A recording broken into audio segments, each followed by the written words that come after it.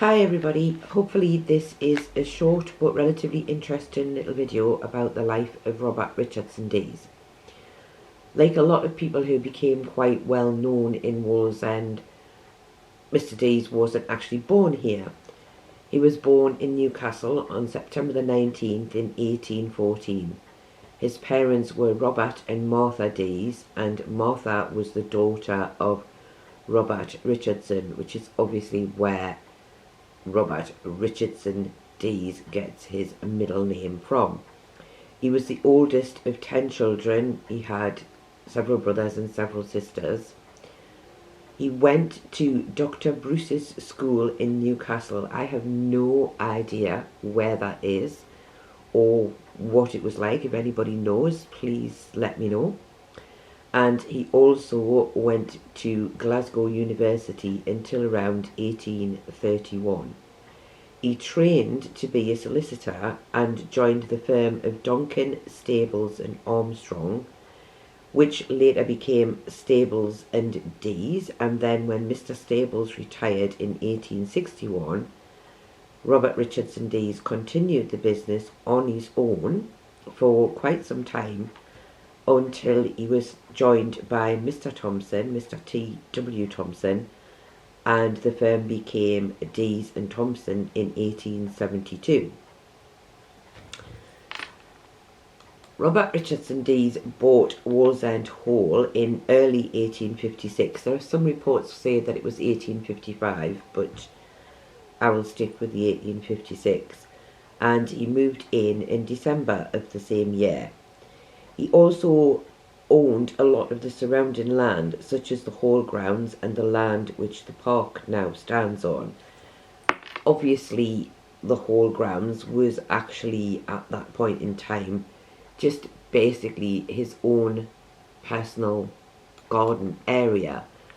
I've used this photo, which is quite an old photo, just to sort of show what it looks like several years ago before the revamp, and obviously the kind of thing that he would have seen if he wanted to go for a walk in his own personal garden. The hall at the time when he bought it was actually up to let or for sale, and he decided to buy it.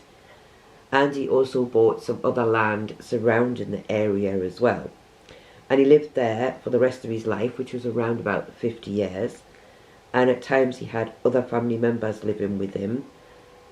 His mother, his father, also two of his sisters, and a cousin who was called Mary. And his sisters were Mary and Charlotte, the ones that lived with him. In 1897, he gave up 14 acres of the land that he owned for a public park.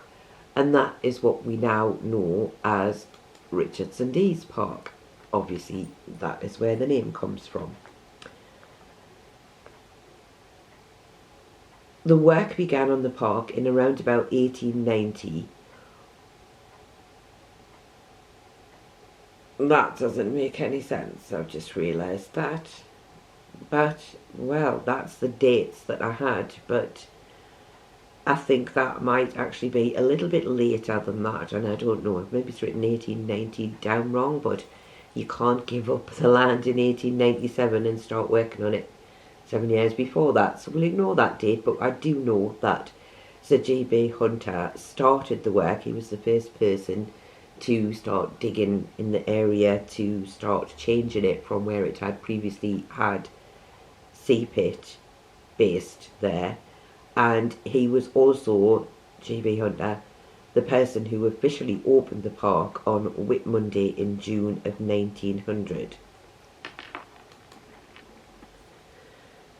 Sir Robert Richardson Dees also allowed the use of the grounds surrounding the hall for public events during his lifetime, and he was quite a well-respected figure, and the Richardson Dees School was obviously named after him. Some of the other things that have something to do with him is the Victoria Memorial Parish Hall, which was the original name for St Peter's Parochial Hall, was also built on land that was donated by Robert Richardson Dees. He continued in his work as a solicitor until his retirement in around about 1893.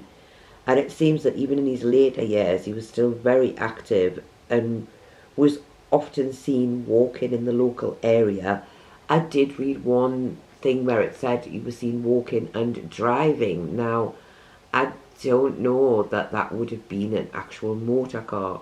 I know that his property did have a coach house, so I'm thinking perhaps it was more that than a car, but I don't really know. It's possible that it was something else. Robert Richardson Dees died on November the 30th, 1908, and he was 94 years old. He had never married and he had no children. However, he did have many living relatives who benefited to some extent from his will. I don't know the exact cause of death. He had been in ill health for quite some years, and in the week before his death he had pneumonia, which had stopped him from going out and seems to have been the main cause of death, along with his age. And that is probably just a general sort of thing that would have happened at that time in 1908. That's something, well, pneumonia kills a lot of people now, but it would obviously have been a much bigger thing. There was a lot less medication for it in those days.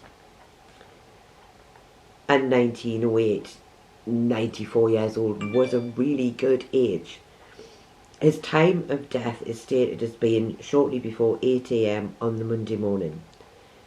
His funeral took place on the 3rd of December, which was a Thursday afternoon, and the service was held at St. Peter's Church at around about 2:30. His coffin is described as solid oak with brass mountings, and the funeral was arranged by T. Scott, which I'm assuming is the same undertakers that is in Wallsend now.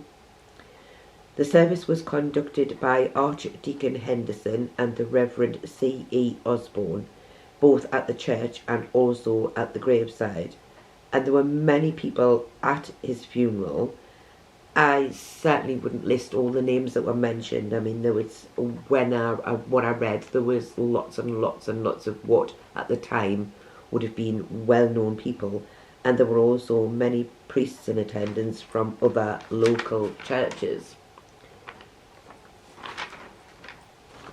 He is buried in Churchbank Cemetery, and the photo on the screen at the moment is actually his grave. That is just his actual headstone. The grave itself is actually a lot bigger. It isn't really looked after. I don't know if there's any living relatives locally, but it isn't massively looked after now, so there is quite a lot of signs of deterioration to the grave. And I think that you may be able to see the top of that headstone.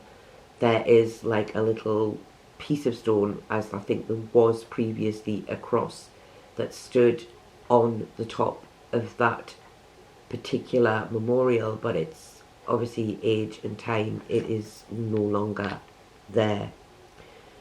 Robert Richardson Dees left around about £98,600.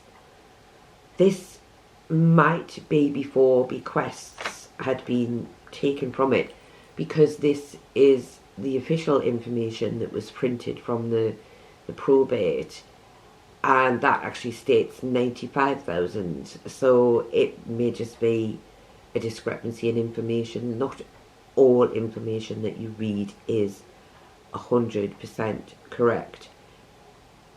The majority of the money that he left, I believe, went to his nephew Robert Irwin Dees, but he also left significant sums to other family members and also to members of his staff, and also to help support the poor of the parish. The will mentions that he wanted his sister Charlotte to be able to remain at the hall for the rest of her life, and it states that this consisted of the hall, the lodge, gardeners' houses, stables, coach house, offices and gardens. I have never seen any photographs that show these extra buildings that we can't see today, so I've no idea what that may have looked like, but I did recently look at a map from 1840, and there seems to be a building, two buildings that could possibly be a coach house and stables, but from a map's point of view it's very difficult to tell. And also it's worth mentioning that Robert Richardson Dees, as I said, died in 1908, and it would seem that his sister Charlotte, who he was asking to be allowed to live in the property for the rest of her life, had actually died in 1907. So that is basically a very short, brief history about Robert Richardson Dees. So I hope you have enjoyed it, and thank you for watching.